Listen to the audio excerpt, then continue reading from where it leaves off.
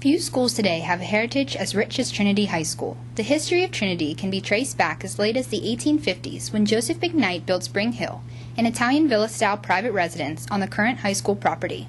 In 1867, William W. Smith purchased Spring Hill and later established it as the Trinity Hall Military Academy, an Episcopal boys' school. It was the best-equipped military school in the United States, with 34 students enrolling for the first term in 1881.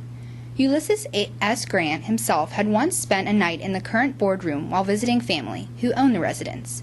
4 bricks from General Grant's first vault in New York support a marble plaque over the vestibule of Trinity Hall. The plaque commemorates the historic achievements of the hall. Trinity Hall was very successful in preparing young men for top military academies such as Annapolis and West Point. Jack McIlvaine, the great-great-great-grandson of William W. Smith, shares his family version of the story.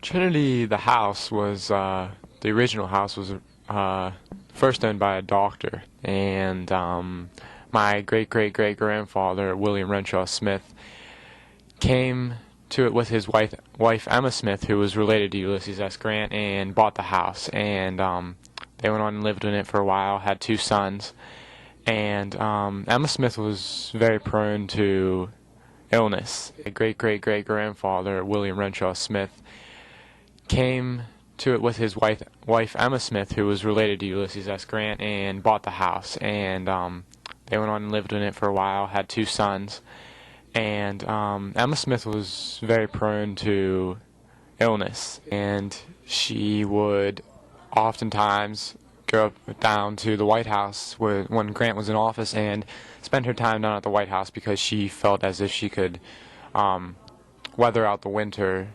better down there than up here in Washington. But she eventually went on and died at a young age, and William Renshaw Smith was very concerned about his 2 sons' education. So he took some of his money and turned the original house into an academy. I also think it's great that the building has been preserved and is still in its original state as when the Smith family stayed there, and I think Trinity has done a great job of that, and I'm very proud when I see that building. I take tremendous pride in the fact that I go to school here and that this is still a standing school. I love the fact that I get my education in the place where my ancestors got their same education, and that my family can be a part of local history. The renowned landscaper gardener R.N. Copland from Boston designed the prestigious lawns of the property. The lawns were surrounded by elegant flower beds, fruit, and shade trees. A small stream also meandered through the grounds alongside a beautiful vast meadow. A stone gateway that was located by Main Street that was a symbol of safety and protection, as well as a symbol for knowledge in the 1930s. Financial failure caused the military academy to close its doors 3 years later after William Smith died in 1904. The property remained idle until the 1920s, except for a brief period from April 1, 1913 to April 1, 1916, when Company H used the gym building as an armory. It was not until 1924 that Trinity Hall Military Academy again began an educational institution. Prior to this, North Franklin and South Strabane townships had joined to establish a high school. When Amwell and Canton townships entered this jointure, the 4 township boards purchased Trinity Hall from William W. Smith's son for $100,000, of which $40,000 was returned to the township board. The new joint high school was dedicated April 27, 1926. Various additions have been made to the building since the days of Trinity Hall.